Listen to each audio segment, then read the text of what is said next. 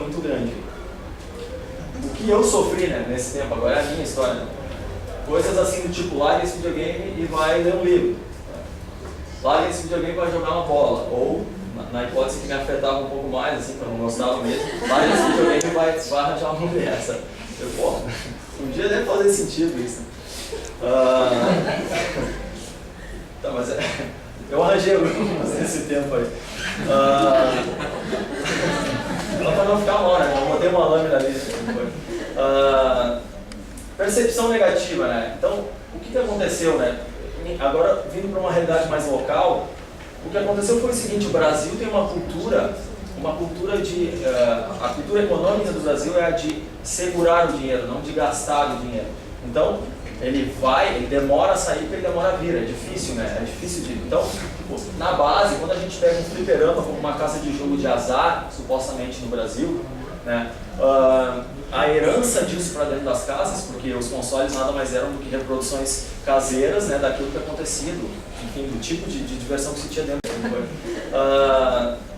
Percepção negativa, né? Então, o que aconteceu, né? Agora, vindo para uma realidade mais local, o que aconteceu foi o seguinte: o Brasil tem uma cultura de... a cultura econômica do Brasil é a de segurar o dinheiro, não de gastar o dinheiro.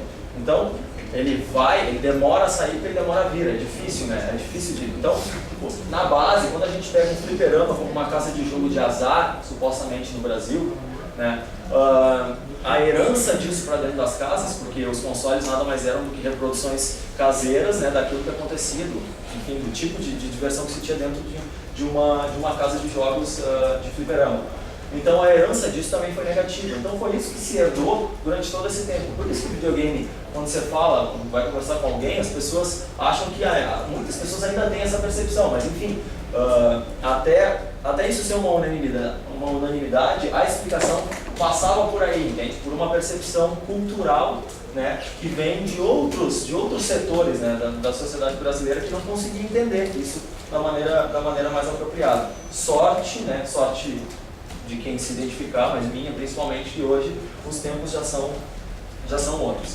Aqui, só por curiosidade, um anúncio de uma máquina de Pong aí, para se colocar Aqui, um desses vídeos aqui diz que o som da bola é muito realista. E aí agora eu vou mostrar para vocês.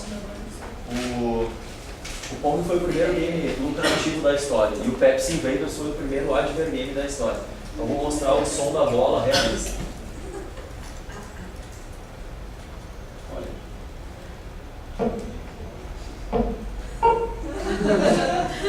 Mas é muito, né? É muito real.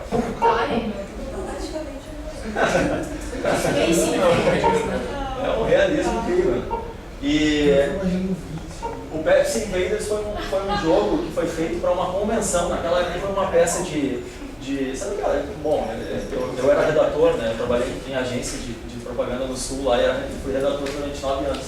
Então eu fiz muito broadside, que é aquela peça que manda para o trade, né, para as lojas e tal, e dizendo o que vai ter de esforço de comunicação.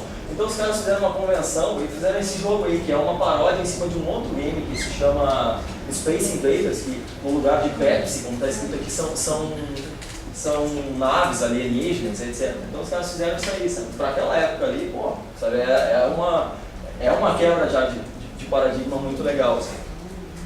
Agora, passando para um contexto um pouco mais tecnológico, aqui eu vou falar rapidamente também de quais são os momentos que hoje em dia, né, com essa convergência toda, quais são os momentos que se pega, uma pessoa pode estar potencialmente jogando, né?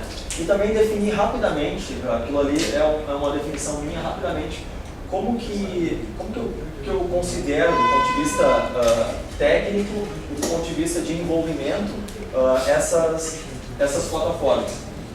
Então, a internet como plataforma, excluindo o computador pessoal, que depois eu vou falar também, a internet como plataforma, os gameplays são casuais, a qualidade é muito misturada, ou seja, você encontra coisas muito legais do lado, vizinhas, cercadas por coisas que são horríveis, sabe?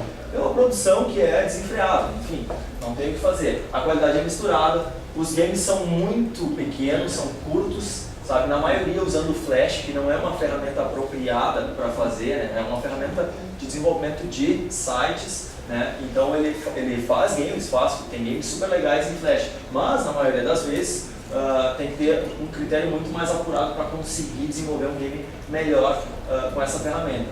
O envolvimento, então, acaba sendo curto, né? A facilidade de acesso é um dos pontos positivos, porque você acessa aí qualquer um desses jogos, desses portais aí, diversos outros, tem chuvas e chuvas de games em Flash. Portanto, inúmeras opções. Eu classifico isso como sendo um envolvimento curto, mas regular, ou seja, em especial aqui na parte de internet, as mulheres puxam os números para cima, assim, porque já é um hábito, sabe? Jogar ali na volta do almoço, algum jogo de raciocínio, puzzle, esse tipo de coisa, já virou um hábito que vai te consumir aí 10 minutinhos do dia. Celulares. O gameplay é casual, a usabilidade é péssima, eu peguei o meu aqui. Tipo, isso aqui não tem uma usabilidade apropriada, né? Tem os botões muito juntos, eu não tenho uma usabilidade apropriada para jogar e tem um desempenho interessante. Os hardwares são variados ainda por cima, tem diferentes capacidades de processamento. Os jogos gastam bateria, então a gente acaba sempre priorizando a funcionalidade, né, óbvio, do celular. E o celular ainda pode tocar, né, no meio de uma partida. Vou fechar aqui.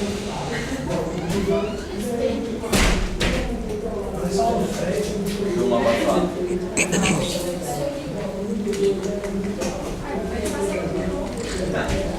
Eu tenho que ligar aqui daí.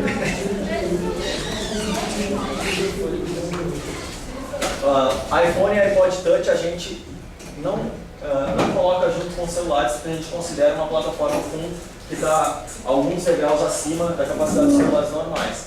O gameplay ainda é casual, né? A usabilidade é boa. Por quê? Porque muitos desenvolvedores desenvolvem games para o iPhone usando justamente os features que ele tem, né? O acelerômetro, que é aquela história de ele detectar inclinações, e o touchscreen. Portanto, a usabilidade faz justamente uso das características, né? O celular, nesse caso, ele é consequência do planejamento de gameplay. Então, a usabilidade ela fica beneficiada.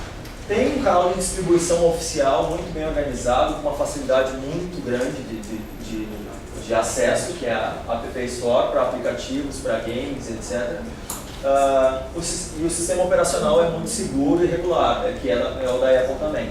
Então aqui o envolvimento ele é grande e constante, apesar de ser um celular. Por quê? Porque na verdade o iPhone ele é mais meio just for fun, assim, ele é for fun, sabe? Ele é um pouco, ele tem a funcionalidade, mas ele nasceu com essas features de diversão muito fortes, e com o game não é diferente.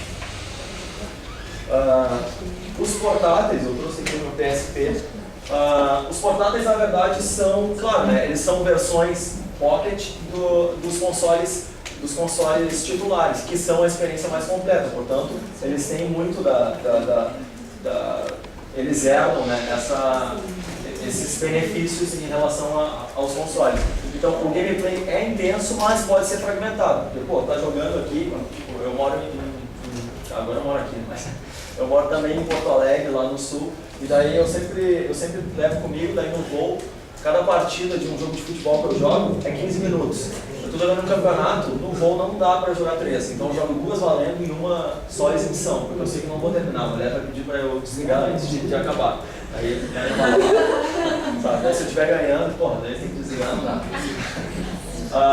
A portabilidade é um feature na essência, né? A usabilidade é dedicada, a gente tem aqui, ó, meus dedos todos sendo dedo para console, tem um direcional analógico, isso aqui os botões e usa aqui, ainda por cima. E daí aqui tem Start Select, esse tipo de coisa. Então, a usabilidade ela é pensada para isso.